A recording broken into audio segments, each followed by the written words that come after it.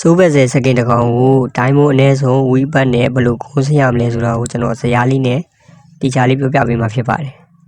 အားလုံးပဲဗီဒီယိုလေးမစခင်ကျွန်တော်ရှိမှာဝီးပတ်တွေဒိုင်းမိုးတွေကိုဇင်းလုံးတက်တာစွာနဲ့ဝယ်နိုင်ပါတယ်ခင်ဗျာဝယ်ချင်တဲ့သူတွေကတော့ကျွန်တော်ကပ်ရှင်မှာ Telegram လေးချပေးထားပါမယ်ပြီးရင်ဒါမှမဟုတ်လို့ရှိရင် TikTok ချက်ပေါက်မှာလာရောက်ပြီးတော့ဝယ်နိုင်ပါတယ်ကဲစလိုက်အောင် event ကတော့9ရက်နေ့ကလာတာဖြစ်တယ်ဗျာဒါပေမဲ့ခုက17ရက်နေ့ဆို2ရက်ပြီးသွားပြီပေါ့နော်အဲ့ဒါဆိုရင်ပြီးတော့ဒီကောင်က1တော့ကိုဒိုင်းမွန်50ဗျာ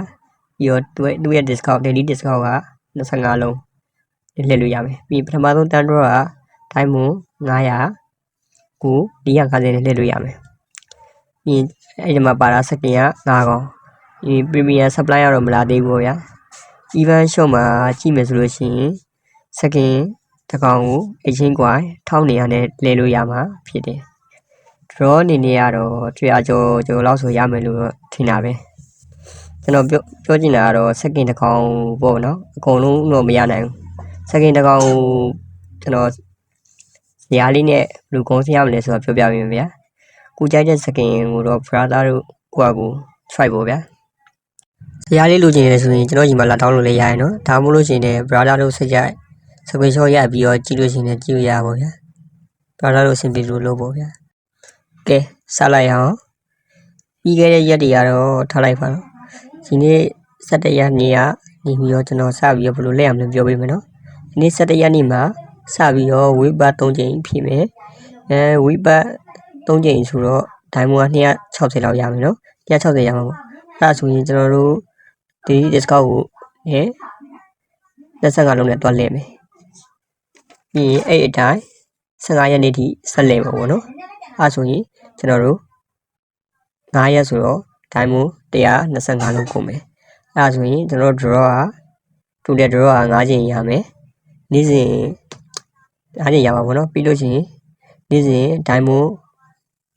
ကဝီဘက်က20စီရတယ်ဆိုတော့9ကဆိုတော့100ဆိုတော့အဲ့မှာအလဲထားတဲ့ draw က9ချိန်နှုတ်လိုက်တော့ကျန်တဲ့ဒိုင်းမွန်က235လုံးကျန်မယ်ဗျပြီးလို့ရှိရင်ကျွန်တော်တို့16ရက်နေ့ရောက်မယ်16ရက်နေ့ဆိုလို့ရှိရင်ကျွန်တော်တို့ free တုံနေလာပါပေါ့နော် free တုံကြီး free ပန်းလာမယ်ဗျအဲ့မှာကျွန်တော်တို့ weekly ပတ်3ချိန်ထပ်ထည့်မယ်အဲ့ဒါဆိုရင်ကျွန်တော်တို့တူတဲ့ဒိုင်းမွန်က495လုံးရမယ်ဗျအဲ့မှာ draw 6ချိန်လုပ်မယ်ဗျအဲ့ဒီ draw 6ချိန်ကကြတော့285လုံးရဖြစ်မှာပေါ့ကုန်မယ်ဗျအဲ့ဒါဆိုရင်ကျန်တဲ့လက်ကျန်တိုင်းဟိုက220လောက်ကျန်မယ်အပြီးတူတဲ့ draw ကကြတော့17ချိန်ရမယ်ပြီးလို့ရှိရင်fee တုံကြီး phase 1ကနေပြီးတော့ကျွန်တော်တို့တုံကြီးက fee တုံကြီးက29ခုတော့ရမယ်ဗျ29ခုရမယ်အဲ့29ခုနဲ့ဆက်လက်မယ်အဲဆိုလို့ရှိရင်ကျွန်တော်တို့ total draw က40ဖြစ်ပါမယ်နော်အဲဆိုရင် fee တုံကြီး phase 1ပြီးရ16ရက်နေပါဗျာကျွန်တော်တို့တုံကြီးတစ်ခုနဲ့ထပ်ပြီးတော့အကျိန်20ဖြစ်အောင်လှည့်လိုက်မယ်အဲဆိုရင်ကျွန်တော်တို့ fee တုံကြီးတစ်ခုထပ်ရမယ်အဲဆိုရင်အဲ့ဒါနဲ့ပေါင်းလိုက်လို့ရှိရင်ကျွန်တော်တို့ total draw က42ချိန်ဖြစ်မယ်အဲ့ဒါနဲ့ကျွန်တော်တို့19ရက်နေရောက်ပြီဗျာ19ရက်နေနေပြီးတော့22ရက်နေကိုလည်းအပေါ်အတိုင်း daily discount နဲ့ကျွန်တော်ဆက်လက်ပါဗျာအဲ့ဆိုရင်ကျွန်တော်တို့ဒိုင်းမွန်ကဘယ်လောက်ကုန်လဲဆိုတော့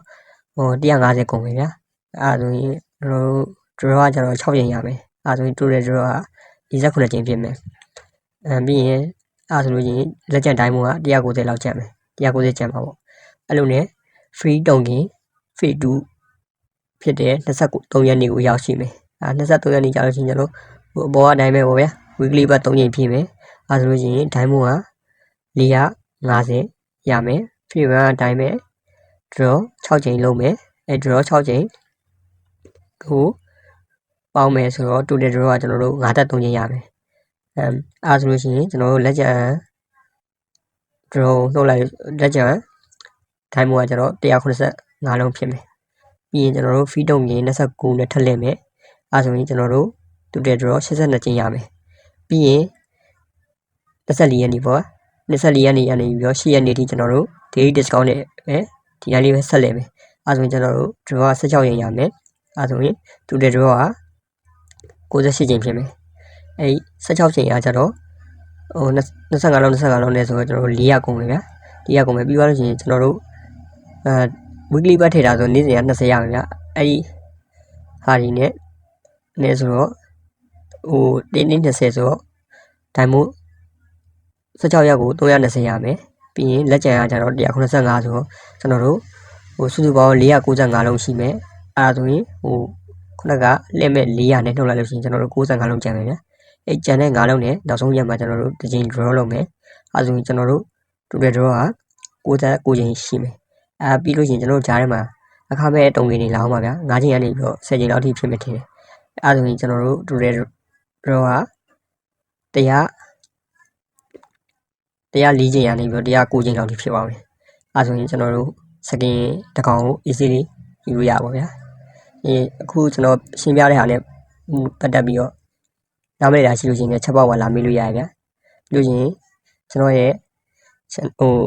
အကောင့်လေးကို like တွေ follow လေးလုပ်ပြီးဖို့တော့မမေ့ပါနဲ့ကွန်မန့်လေးရောမှတ်ခဲ့ပြပါဗျာအားလုံးကျေးဇူးတင်ပါတယ်